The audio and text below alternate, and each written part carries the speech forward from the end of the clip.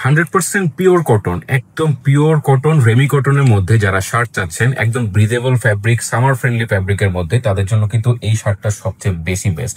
শার্টটা কেন এত বেস্ট, এটার যে ফ্যাব্রিকটা যদি আমি একটু কাছ থেকে ক্লোজলি দেখাই, দেখেন ফ্যাব্রিকের খুব সুন্দর একটা টেক্সচার আছে আর এতটা সফট। রেমি কটন যারা ইউজ করেন তারা কিন্তু জানেন রেমি কটনের স্পেশালিটি কি।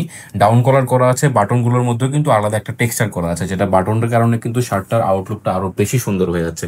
সাদা কালার কে না পছন্দ করে, একটা রয়্যাল কালার, একটা রয়্যাল ফিল দেয়। এই সাদা কালারের মধ্যে যখন একটা গোল্ডেন কালারের একটা বাটন থাকবে তখন কিন্তু লুকটা আরো বেশি সুন্দর হয়ে যায়।